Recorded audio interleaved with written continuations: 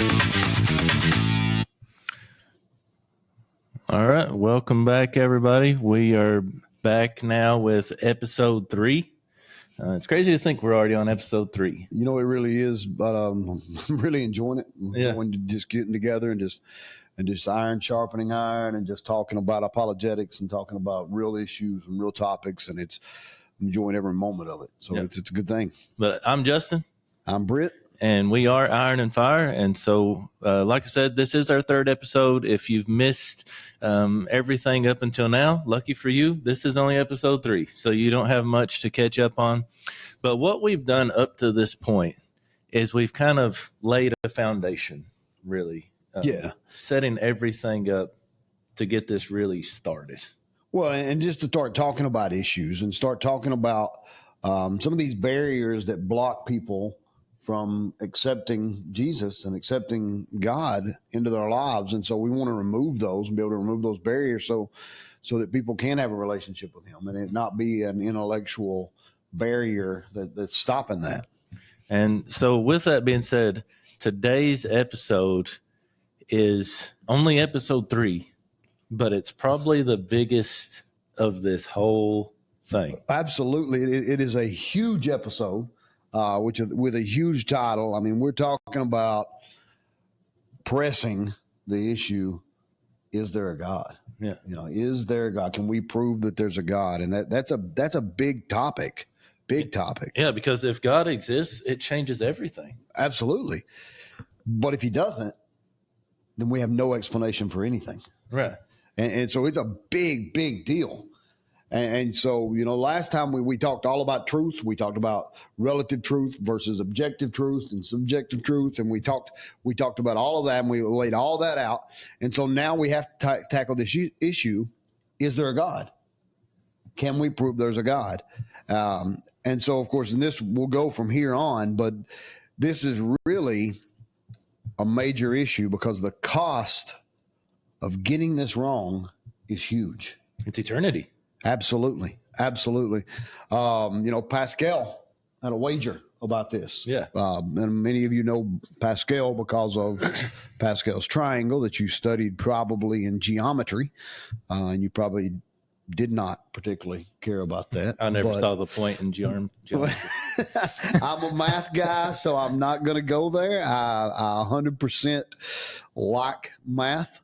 Enjoy just the study of math because math it's real, and that's why I like apologetics because you're looking at real things. But Pascal, he was a scientist, and he came up with this, and he said there is enough evidence to convince anyone who's not set against it, but not enough to bring anybody into the kingdom who will not come. And that's what he said. And then he came up with a wager, and he said, if I'm right about God and I live my life for God, then I win everything. But if I'm wrong and I still live my life for God, at the end of the time, I've lost nothing. Mm-hmm. But if there's not a God and I wager there and I say I'm going to believe there's not a God and there is, I lose everything. Right. So he said, which one makes more sense? And he said, it makes a whole lot more sense to say, no, we're going to believe that there's a God. And then, of course, he went on and he said, if there's enough evidence for anybody to accept. And so I guess, Justin, the first thing we have to talk about is about that evidence. Mm-hmm. You know, a lot of people, so show me evidence. There's a difference in evidence and complete proof. Okay, so proof that's different. And it's a good thing we're talking about geometry because in geometry you had geometric proofs. And I don't know, you're young enough, you may not have had to memorize all the postulates and theorems and all the different things in geometry. First I ever heard of it just now. Okay, well, I had to memorize those. And the reason is we would have logical geometric proofs that we would have to prove. We would have to prove, you know, different things about angles or different things. It was crazy, but it was really good logical practice. And I think it's one of the things that's missing in today's society is we're not teaching people to think. And so that was one of the things that you had to do and go through and logically prove these things. And so That was a proof. You had to say, well, this happens, this happens, this happened, so it's true. Okay, so that's a proof. The scientific method, where you have a controlled environment and then you have an experiment, and it's something that is repeatable. Repeatable. Then you can do a proof. Okay. The reality is you can't prove things that happened in history by those methods. History's not repeatable. Yeah. You know, we can't repeat history, and it's not in a controlled environment. We can't replicate all of those situations and all the external things that are going on to make that happen.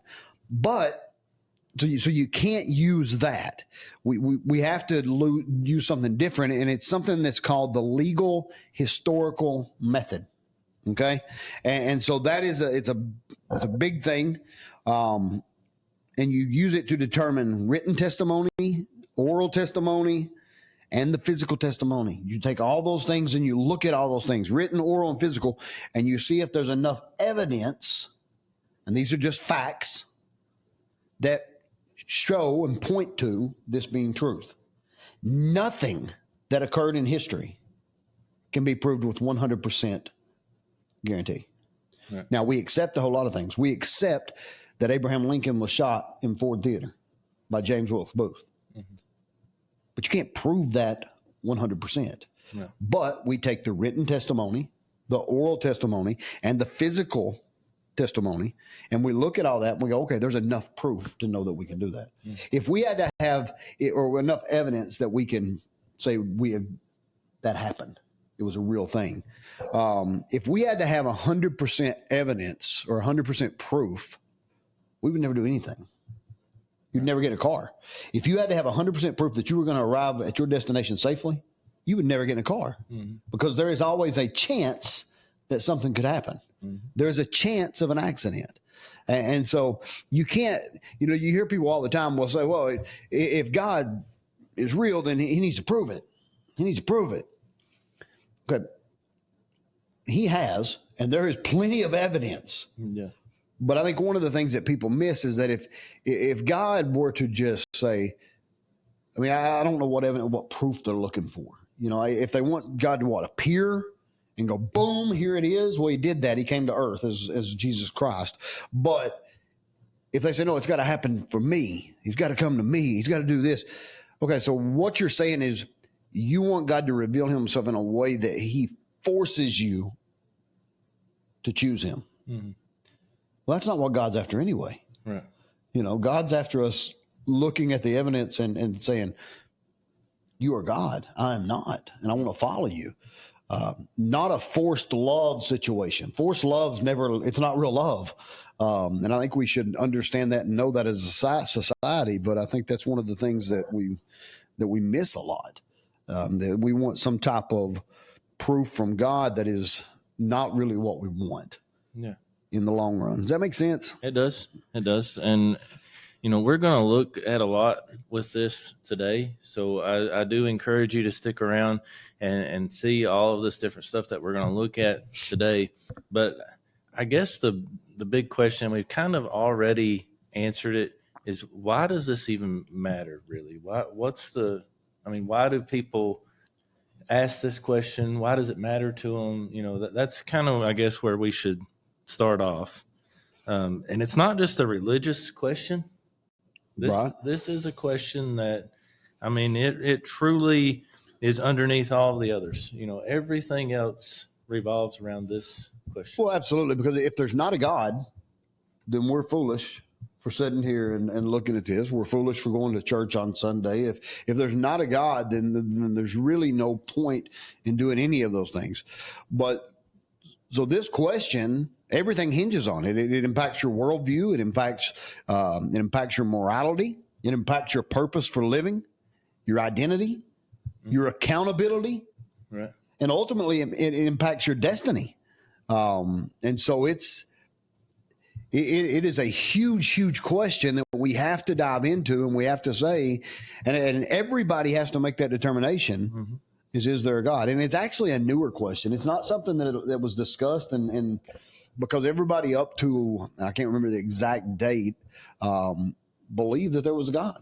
they accepted that. Well, even here in America, according to statistics anyway, it claims that like 90% of this country believes in God. But do they really believe in him? Because if you really believed in him, it should impact how you live. I mean, saying you believe something is one thing, but it's got to impact how you live. I mean, I can sit here, or I could come in here all day and say, I believe this chair is going to hold me up. Well, I could say that standing across the room. I can say that standing in a corner. I can say that standing anywhere.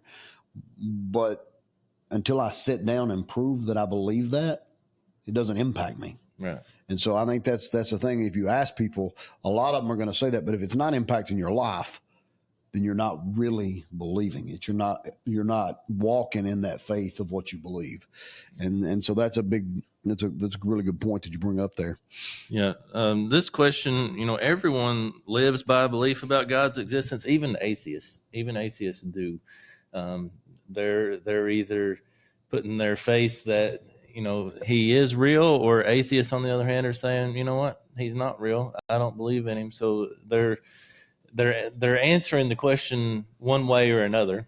Yep. That doesn't mean it's right the way they're answering it, but they are answering that question. And, even the Bible teaches us, Paul told us that one day everybody's going to have to give an answer to that question. And it can either be the right answer at the right time or the right answer at the wrong time. Yep. And so everybody's going to have to answer this question one way or another. And I love what C.S. Lewis became a very famous Christian apologist later on in his life. But he said, I believe in Christianity as I believe that the sun has risen, not only because I see it, but because by it I see everything else. Yeah. And so C.S. Lewis, of course, famous for a lot of his stories, The Lion, the Witch, and the Wardrobe, and the Narnia series that he did. That's one of the most famous ones. And he was a devout Christian that really studied apologetics and knew what he believed and why he believed it. And so that was it. It becomes more than just a thought. It's what you act upon. And that's what it should be. That's what our faith should be. We should act upon it. And so we've talked, proof versus evidence. We looked at that. So I guess we just need to kind of get into the arguments, Justin, and just start talking about these different arguments for the existence of God. And like I said, these are not things that you can repeat in a science lab, because you can't do that. There's no type of experiment where you can do that. And there's only certain things that you can actually do that with. And so if you're looking for that kind of evidence, then you're one of these people that you're never going to find it, because you can't do that. Science experiments are in controlled environments. They're with the situations are just right. Then there's the experiment. And so that's what it leads to with that. And it's controlled, it's repeatable. It's one of those things you can't do that with the existence of God. You can't do that with historical evidence. You can't do that with those things. And so we're looking at it from a different standpoint. But one of the things that I think that we go with, and of course, the argument is there a God or is there not a God? And so it's atheism. And so when you just think about atheism at the core of what it is, it's a belief that there was absolutely nothing, and nothing happened to the nothing until all of a sudden the nothing magically exploded for no reason whatsoever. And when it exploded, it created everything, and it created everywhere. Nothing did. Yeah. And then a bunch of the exploded nothing, for no reason whatsoever, magically rearranged itself for no apparent purpose into these self-replicating bits, which somehow turned into dinosaurs. Yeah. And they want us to believe that. Now, I hear that and I'm going, nah, something came from nothing. It doesn't work. And so that's one of the first things for me is you've got to go to the starting point, from the very beginning. You can't have nothing and it becomes something. Right. That doesn't happen. It has to have a cause. There has to be a cause. And so what is the cause? And so either nothing for no reason exploded into something, or God said. That's your options. And that's really what it comes down to. You have those two choices. Nothing created something, or God created something. Mm-hmm. And so that is, to me, it's the first thing that you can do. Like I said, Pascal, he said either God exists or he doesn't exist. What's wiser? He exists to believe. Does he exist, or he doesn't exist? Which one's wiser to believe? If you put a wager on it, if you win the wager and he does exist, you win everything. If he doesn't exist, you lose nothing. But if he doesn't exist, then there's nothing. Yeah. You know, it's I don't understand. I don't understand really the argument here. It's when you look around the world, it's to me, it's so obvious, but there's all these different arguments. The first one we're going to talk about is the cosmological argument. And the cosmological, I'm struggling to speak today, man. The cosmological argument begins with the idea that everything has to have an adequate explanation. You know, that's the thing. Everybody's got to have an adequate explanation. If we would have come in here today and Corey was wearing a gorilla suit behind the camera and we're going, what in the world? There would have to be a reason that Corey's wearing a gorilla suit. I don't know. He might just want to wear one. Yeah, I guess. But that, and we sure wouldn't think it just popped out of nowhere, you know, just all of a sudden it's there. So there has to be a reason for things that happen. And so that's the first part of it. The universe could not have come from nothing. And that's what we're just talking about. It couldn't have come from nothing. There's no way. I mean, just to think about how, you know, just on a very simple basis, how everything stays in order in the universe, to me, should tell you that did not happen by chance. Yeah. And so that's an argument all on its own. The fact that there's art and there's order and there's design. Yeah. They call that there has to be an orderer. Mm-hmm. There has to be an artist, and there has to be a designer. Right. You know, all three of those. Because we have art, because we have order, because we have design, and we can look around and we can see those things, they say, okay, well, there has to be an artist in order for there to be art. You don't ever just something explode and it's art. Yeah.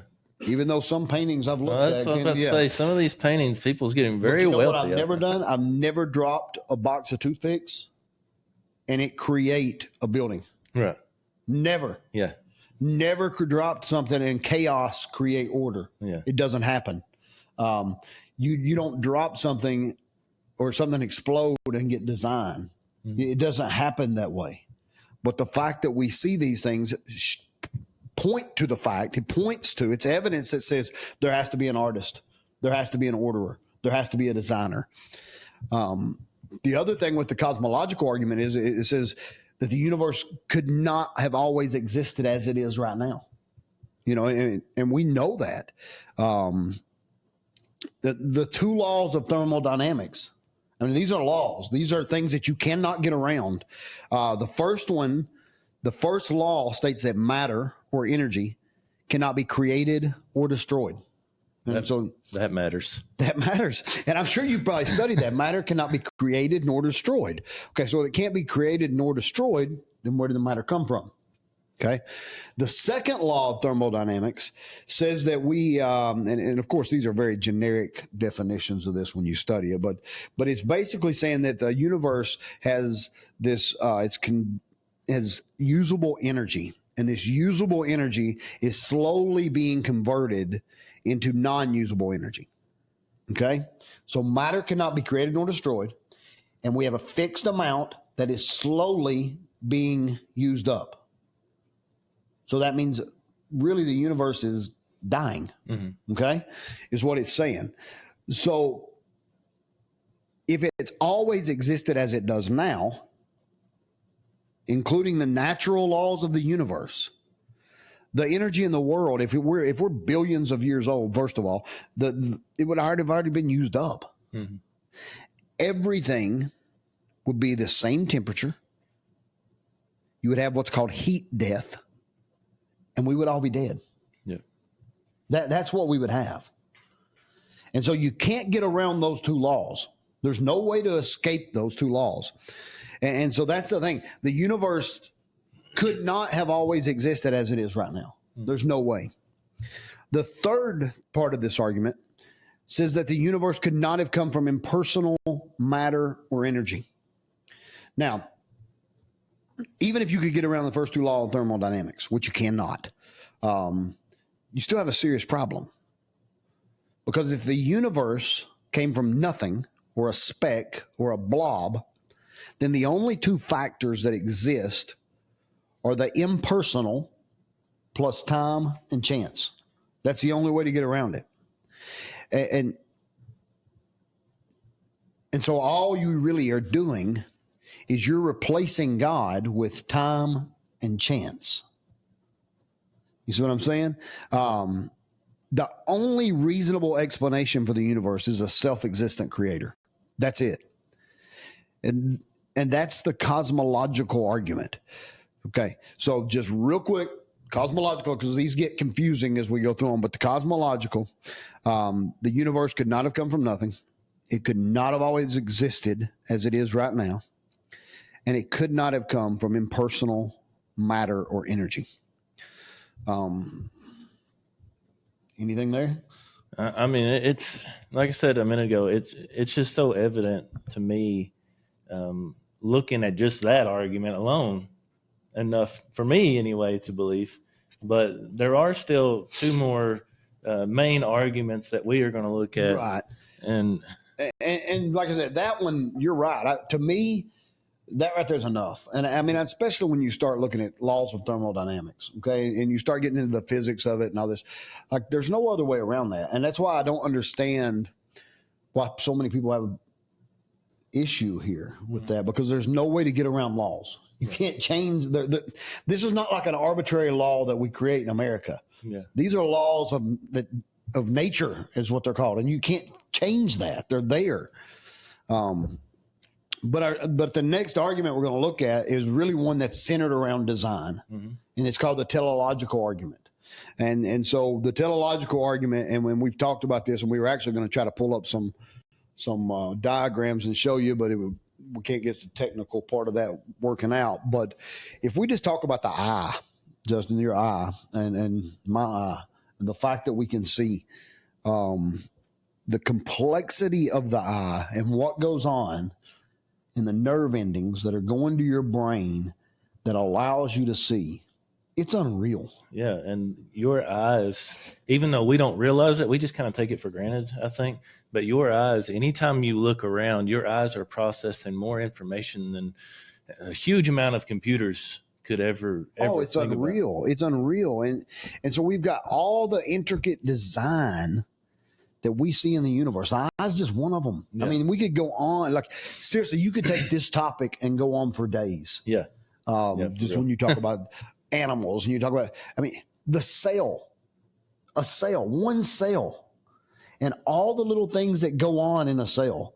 You know, the cell's like the smallest molecule of life. Like, it's the very basic building block. Yeah, not the building block, but it's a major part. I saw, speaking of math, like a probability thing on one cell forming by chance was like 1 in 10 to the 164th power.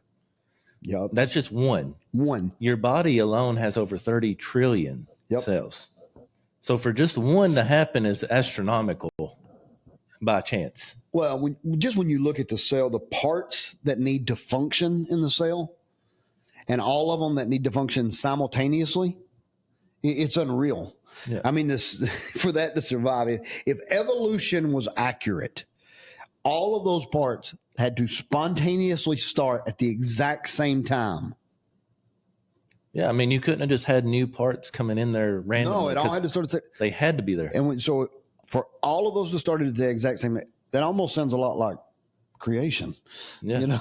I mean, you would think people would get to that point. Yeah, and then like we've not even talked about DNA.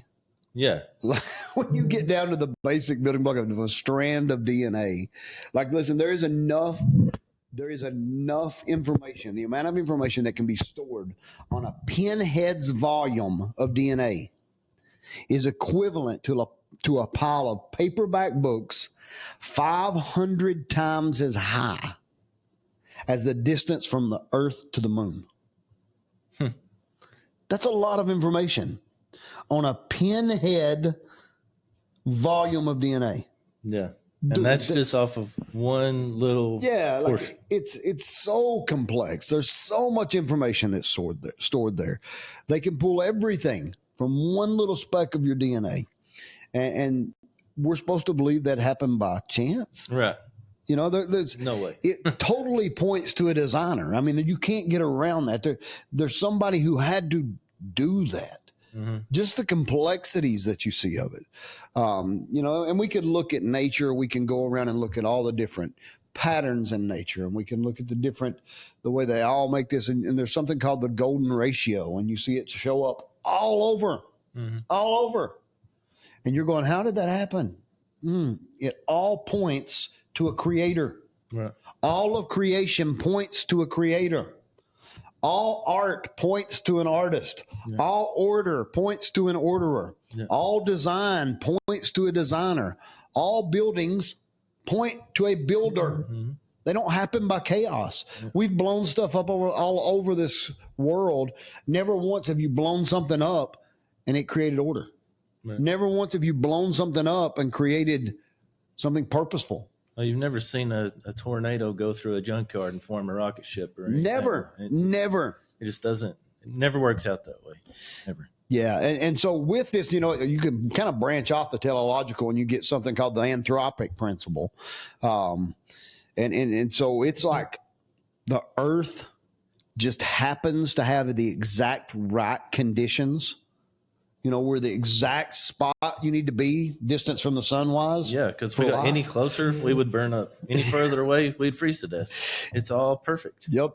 We just happen to have the right amount of gravity. And gravity, you know, we take it for granted a whole lot. But it keeps you grounded. Yeah, it's always holding me down. That's bad. That's a bad joke.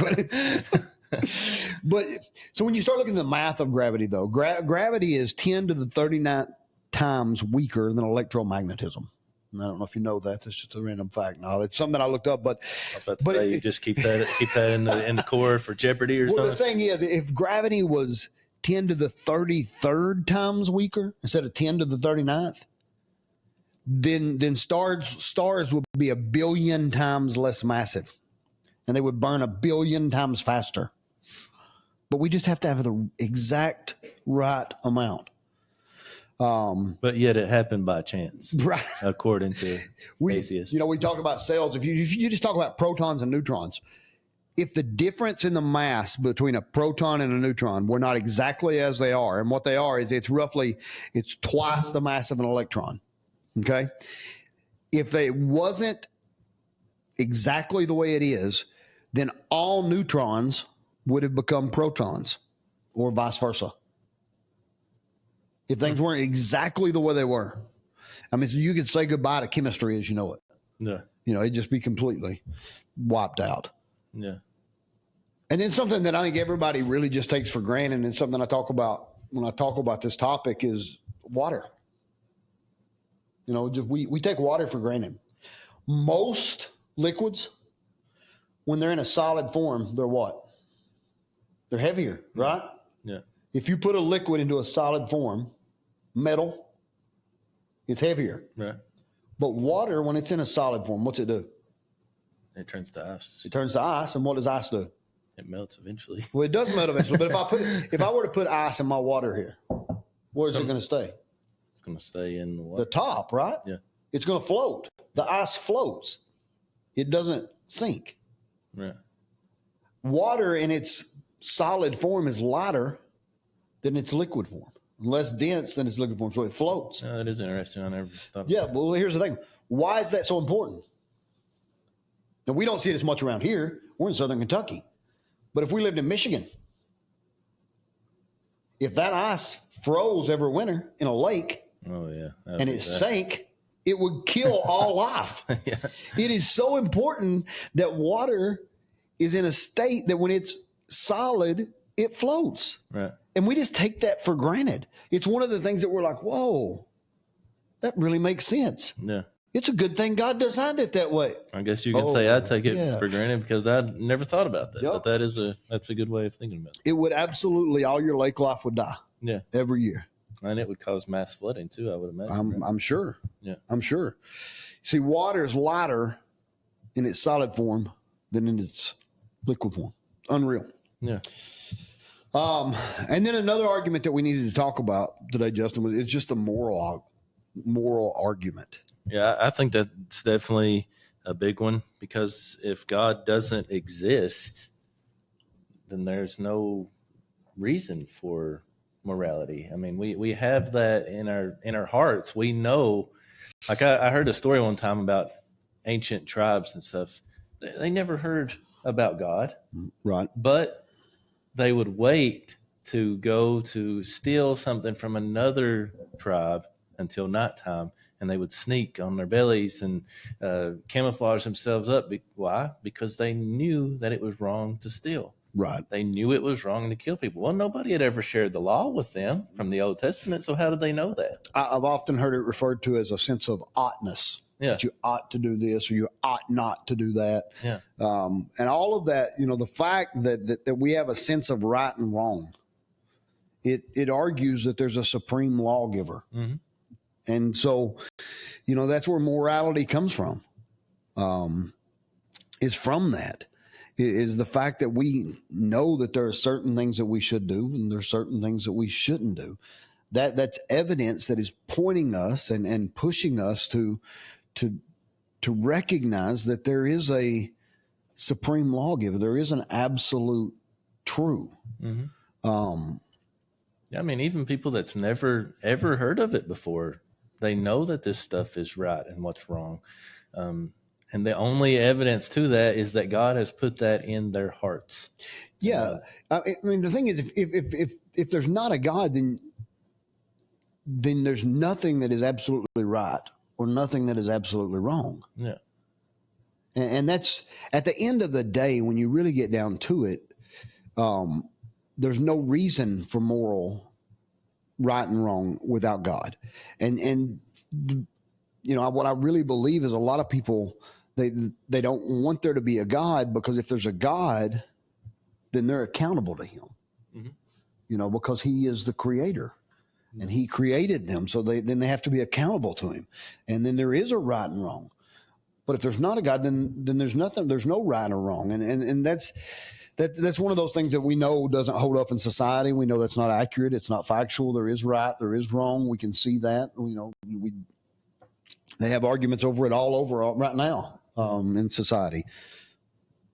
But we all know that there is a right and a wrong. And without a God, no action can be truly right or truly wrong. Yeah. It goes back to being relative truth. Yeah. And we get Corey's dilemma, Yeah. We team up and say Corey's bad. And Corey's bad. He's evil. Yeah. So it is super important.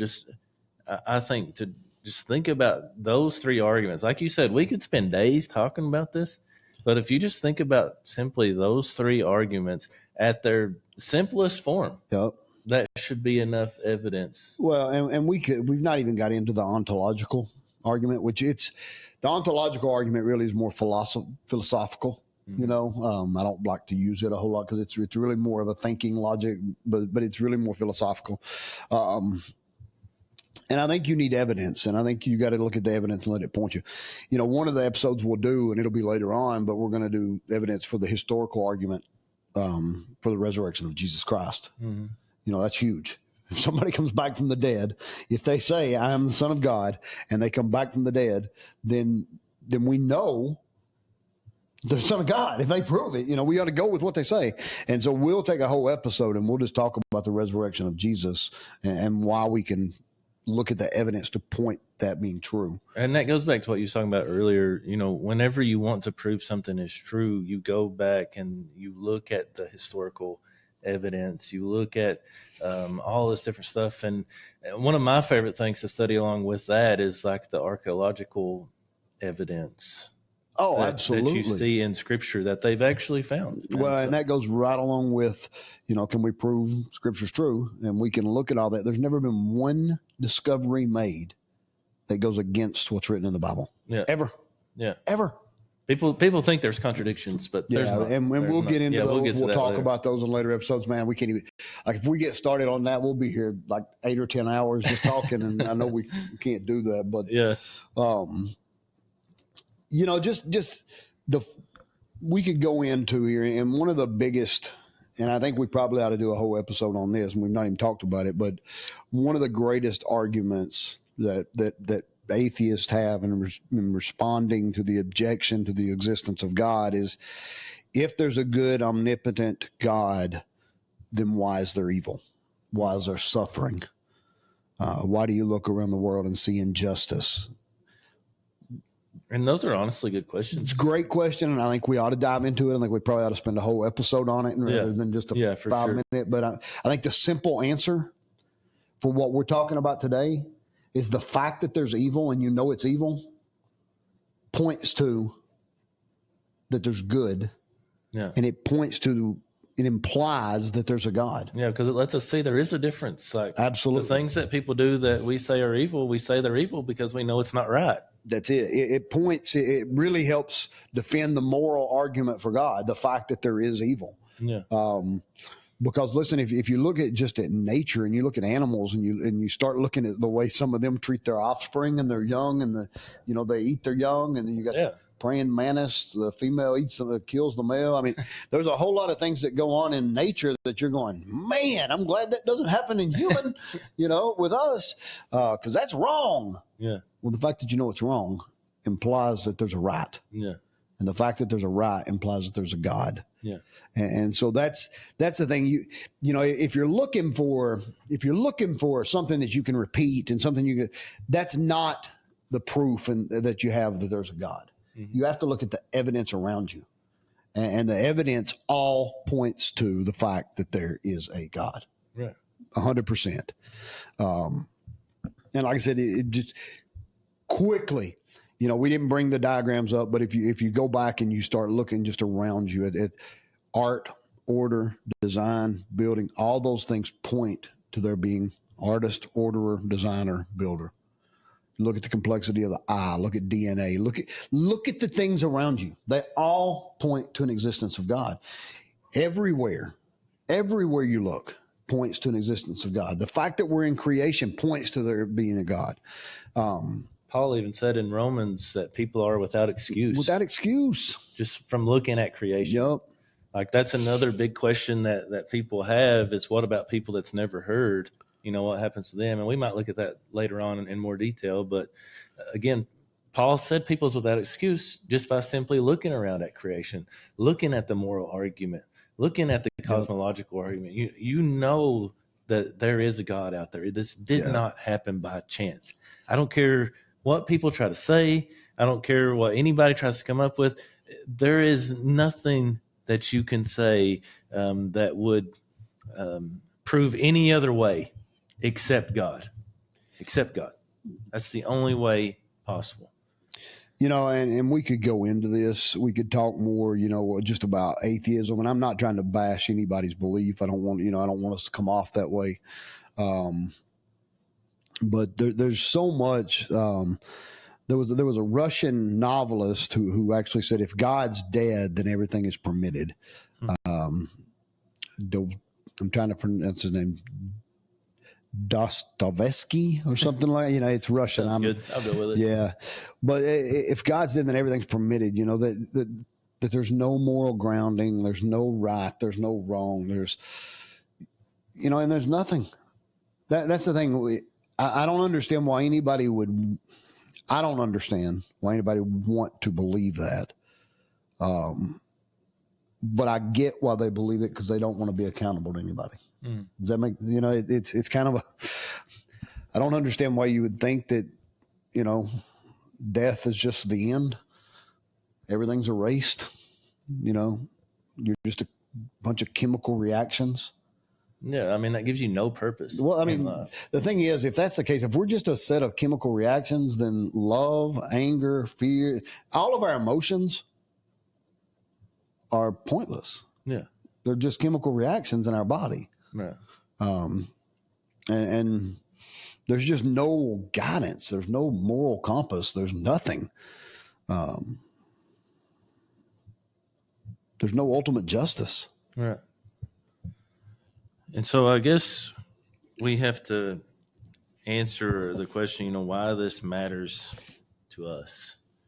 And I think we've hit a lot of that, but what are you living for? If there is no God, what are you living for? If there is a God, what are you living for? Right. That question goes You know, both ways. that's just it. You don't have to be a scholar, but men, like, you should care. You should care about this question. You should care about the answer here. And you should dive into that and really ask, wait, what do I really believe? And am I living that out?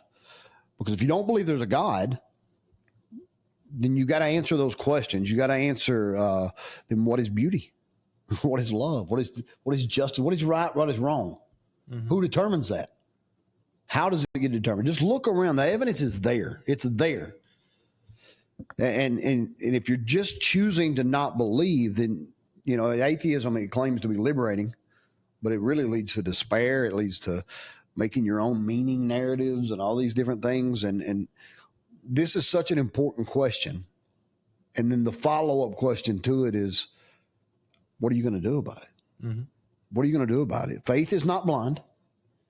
What we've seen, what we've looked at, they're all facts that we know are accurate, and they all point to a creator. So if there's a creator, number one, you better figure out who the creator is. Mm-hmm.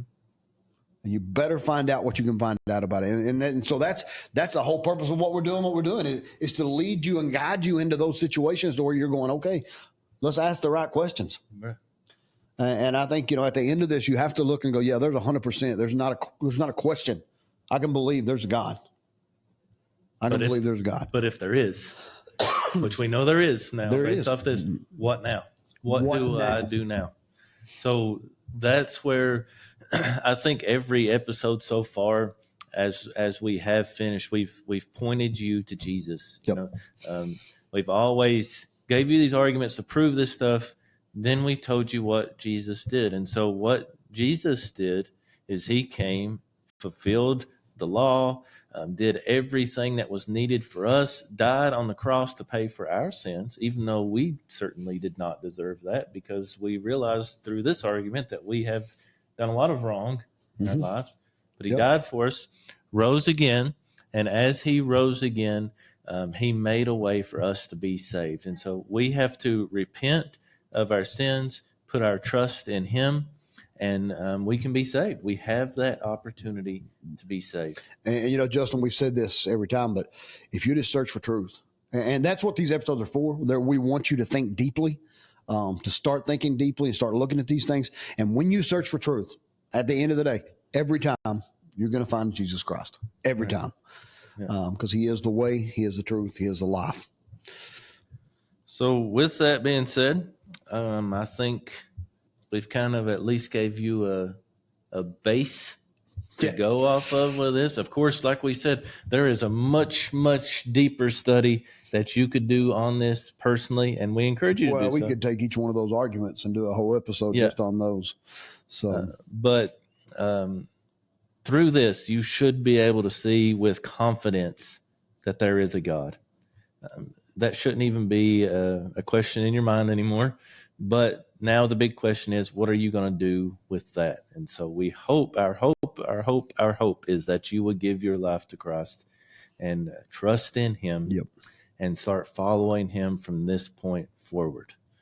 That is our desire for every person that listens.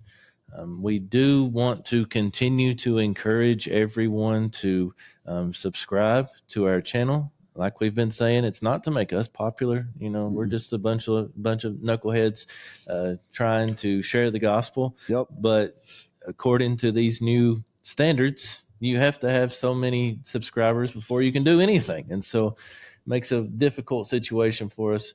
We are close to the number to where we can finally go live on YouTube, but we still need your help. So please subscribe. Share the episode.